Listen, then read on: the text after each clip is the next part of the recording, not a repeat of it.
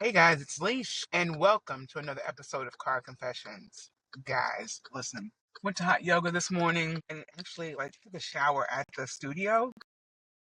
So I'm going for this massage. Like today is like a total amazing day for me. And thumbs up, yes. And I went to the store to get some few things for dinner for tonight and the rest of the week. Then I got this protein bar. Pretty good. I'm really impressed. I think I make some kombucha. I mean, it's a great day so far. Like things are going splendid. Honestly, when it's hot like this, I don't like eating a lot of food anyway, so it just kind of works itself out. So my protein bar, my kombucha, good. Like I had some nuts earlier, right before the class, and I'm feeling great. How are you guys doing? So I'm eating with my mouth full, but it's car confessions. Anything can happen. I'm hoping you guys are doing well. I'm doing really well. I am coming to the realization that my daughter's going to college. You know what I'm saying?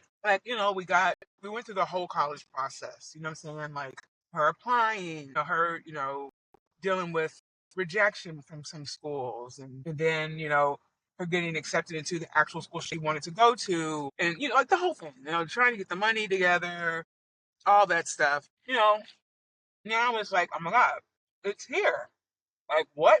And it really hit me last night when she was telling us about her best friend going to college, who was going to be going actually next week. Like they go to move in the whole shebang. And I was like, oh God, we got to kick it in high gear.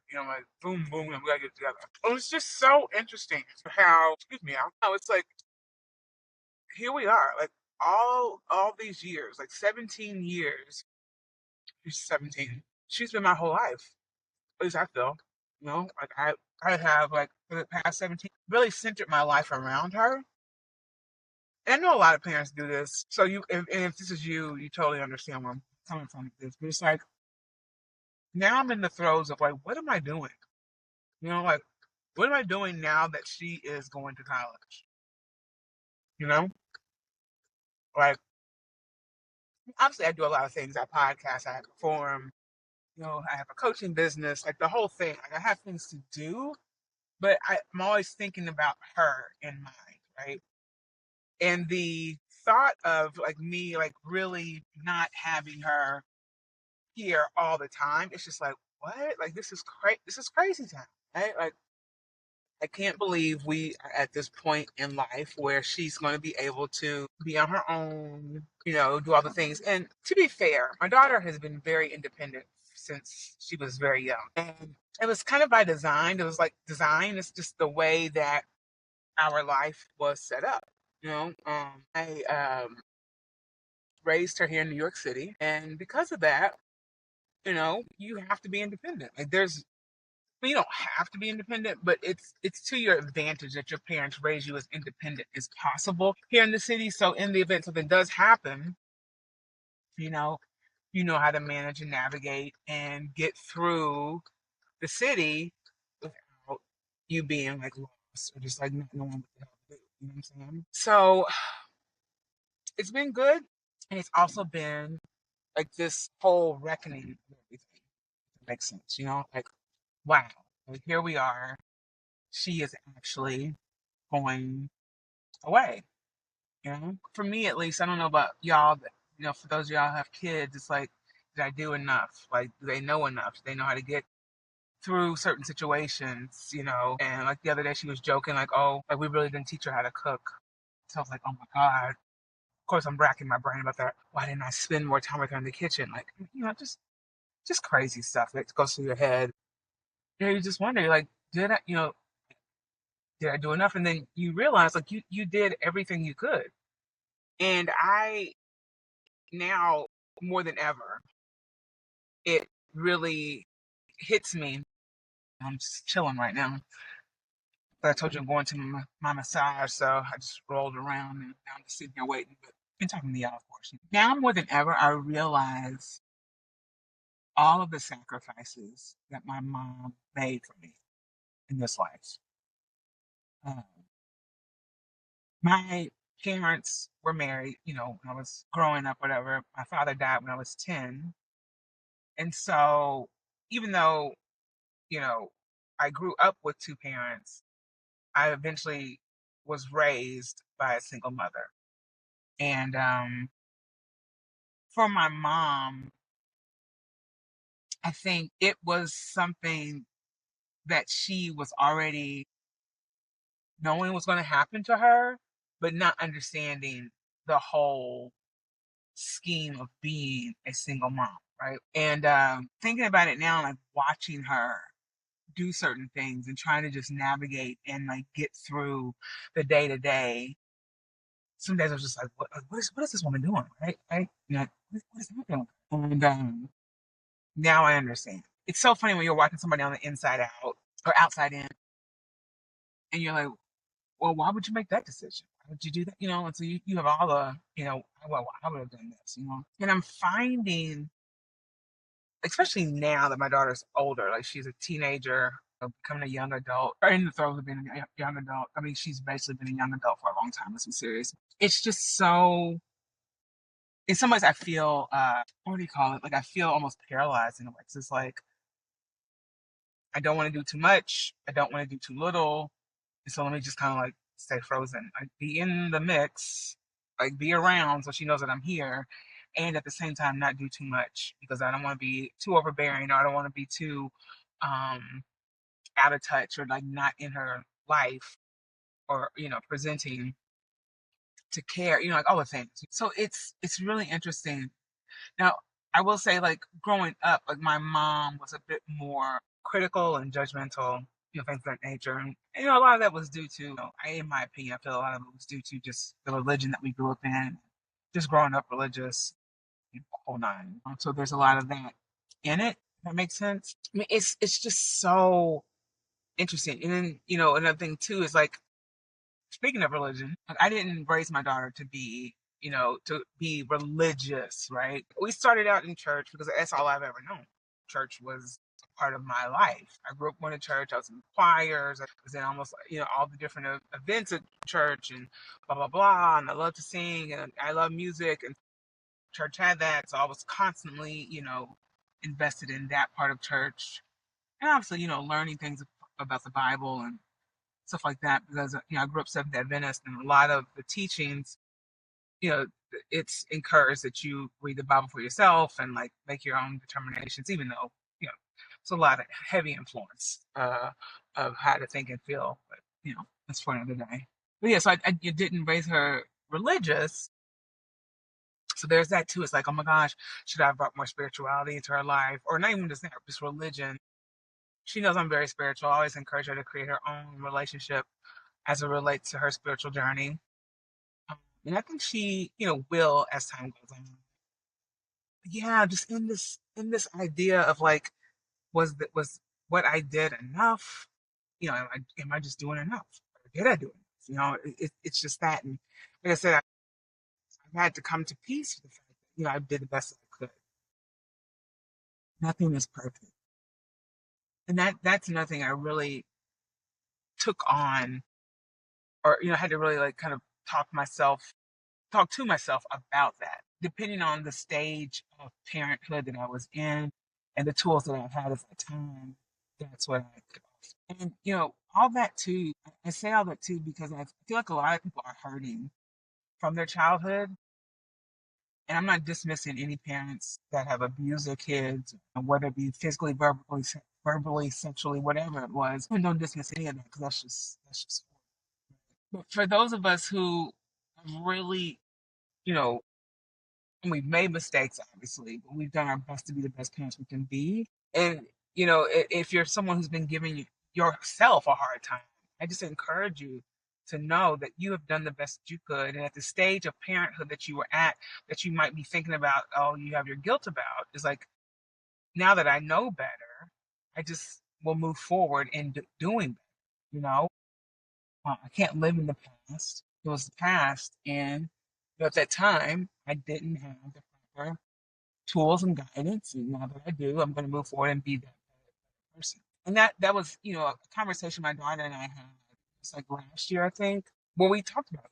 And it was a really hard conversation, but it was so necessary, and it really brought us closer. And I appreciated that conversation, even though it was hard to do. I appreciated her vulnerability and just being truthful and honest. And I just also, for me at least, it's been so refreshing. For the most part, throughout me raising my daughter, I've tried to be as transparent as I could be about life, about all the things. And depending on where she was developmentally too, it's just like sharing information with her that was appropriate, but also not lying to her about whatever was going on. And trust me, like I said, not perfect in any means. And at the same time, like I said, just trying to really show her that I'm doing the best that I can. I encourage you to do the best that you can. And sometimes I don't know everything. We're not going to pretend to know everything, and we will find out answers to things, as best as we can. And sometimes the information is not immediate. Yeah, yeah. The information isn't always immediate, but we can figure out things as we go on. Especially if something's not going to be revealed right then and there. But yeah, it's been rewarding to be a mom. I've been when I say I've been blessed to have an amazing kid, I mean a really well-rounded kid. Like she's funny, she's fearless, she has her own, way of being and thinking and feeling. She doesn't really follow people. She's her own little leader. And people, gravitate to her and look to her for guidance. And she's also very vulnerable and truthful and honest. And I love all of that about her. It's just been an amazing journey, this little person. And that's another thing too, is like getting used to like not seeing her as this little person. And she is, you know, becoming a young adult and moving on with her life, which is like, what? You have a life, she does. She tells us about her friends and things that happen, so I'm well aware, but it's just like in the world, in the world. Here we are, you know, here we are in the throes of getting ourselves together to send her off to college. I'm so excited for her, for this journey to begin for her. And yeah, we'll see how it all pans out, I'm just excited. But I'm also excited to still be with her during this summer, and try to spend as much time with her as possible. And, giving her space to be with her friends, do things because they're all, going on new adventures. And then her friends have already been in college, she was hanging out with them and, seek guidance from them about, the things, what worked for them, what didn't work for them. And so it's been great. It's been great. It's been bittersweet, but it's been great all around. Like it really has. And I'm blessed. I'm blessed to have an amazing kid. And she's always been like that. And that's just not me being biased because she's my kid. Like she is a great kid. I work with kids, so she's a good one. I'm not worried about her journey in this life. I worry about other people, possibly harming. Because that's just parents, you worry. And I know she is very sound in mind and thinking and feeling. Yeah, it's gonna be good. It's gonna be good. Like I said, I'm just excited for this journey ahead for her. She's excited to be in another city. She's going to Atlanta. She's really, really excited. Just the experience of being around more Black people, and being in basically the mecca of Blackness, which is Atlanta. So she's really excited. And I'm excited for her too, as it relates to that, because she's gone to predominantly white schools uh, her whole life, and to be in a space where there's more Black and brown children in an educational setting, I think is going to be awesome for her. And there's schools around in the Atlanta area that are HBCUs. I mean, she's not going to HBCU, but she's excited nonetheless to be in. Yeah, I'm excited for her. I'm excited to see how everything pans out. It's a good time. It's a good time. So just getting all the little pieces together to make it all work. So yeah, being a parent, it's wild. It is wild. I didn't think it would be this intense. I mean, I'll see as time goes on if my thoughts change. I'm like, I need her back here, but I doubt it. Because I remember when I was that age, I was so excited to just get out on my own and start doing my own thing and just feeling out what works for me, what doesn't work for me, what I like, what I don't like. Um, so I'm excited for those opportunities for her and meeting new people too. So it's great all around. I'm excited. All right, guys, I'm gonna head in here to the massage. Excited about that. I was going to do yoga earlier. Hot yoga. Listen, I love hot yoga. Like it's the best. Like hands down the best. I love it, love it, love it. I can't stress it enough. But yeah, guys, going into this massage, excited about that, get my life together. I will not be recording car confessions the rest of the month of August because I'm getting my daughter ready for college. But we will have, or I will have,